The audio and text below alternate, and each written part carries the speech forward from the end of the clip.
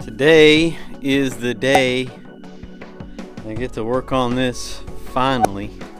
I've worked on it quite a bit and figured out that it's not pumping fuel, so the high pressure fuel pump is not working.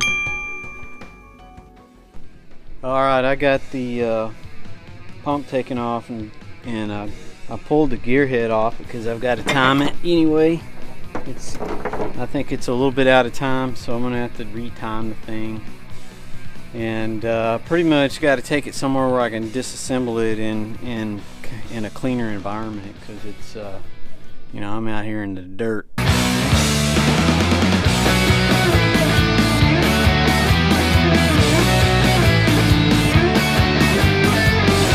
Oh, it's chilly. Today I'm gonna try to swap out the shocks on the Jeep and get all those changed out. It's got over 100,000 miles in there, really in bad shape, so I'm not gonna get to test the pump till later, but it'll be on here eventually. I'll get it on here.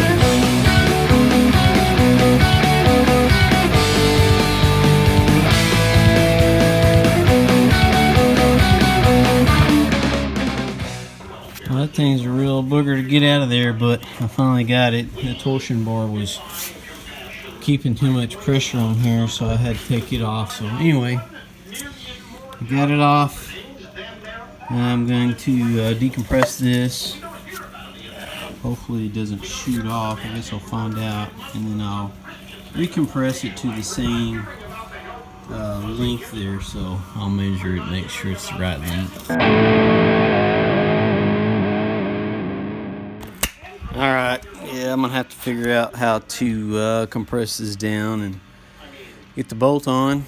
It's not too stiff, but stiff enough that I can't do it with just some hand tools.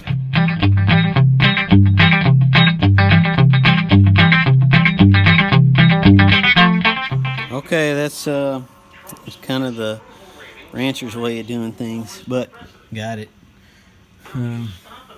This thing's a whole lot heavier than I am, and it took all the weight from this thing and me just to get that down enough to put that bolt on. But it's on there, and when it's snugged all the way down, it's the correct length, so good to go. Just got to try to get it back on now. And let me just say something. I've been in business a lot of years. I've had a couple of different businesses, and especially in the retail industry, don't try to make all your money off of just one sale. Wow, it's a really tight spot to work, but I got it, and I just need to tighten these top bolts up and then do it all over again on the other side. If you were local and you could, you know, mark it up 10-20%, that's understandable because you need to make a living. Well, I got the screws off, but I'll tell you what, this side is very difficult to get up underneath this electric box. But I got it up. I didn't have to undo anything. I just basically had to get it up out of the way far enough for me to pull the tray out, and then I can move it around to get to the bolts. But this is a pain. I can understand why somebody wouldn't want to do this. Well, I got it back together. Front's done. I just need to replace the back shocks, and they look like they're really simple. So I'm glad, because I'm worn out all day just to get them front ones done. Marking it up like 100%, that's ridiculous. That's just ridiculous. So I don't feel bad for not going local, because I couldn't find anything even close to the price. I'll have it finished up in no time and go test it out and see how it rides, because man, these shocks are awful. Let's check this bad boy out. Luckily I don't have to go far, because my driveway has got all kinds of bumps and jumps and stuff in it, and I can already tell you it's much better. Well, I got it back together, but kind of scuffy on the inside, looked kind of scuffed up.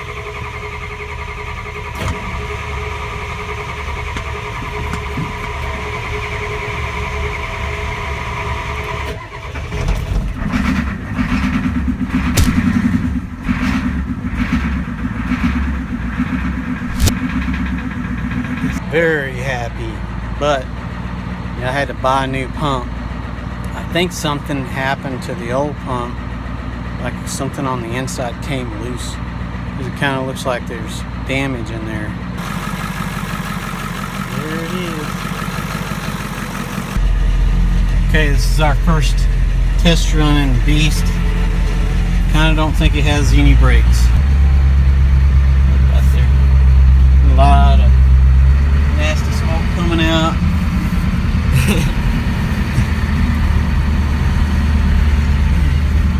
I'm gonna give it a chance to kind of burn all that out. It's probably crappy fuel.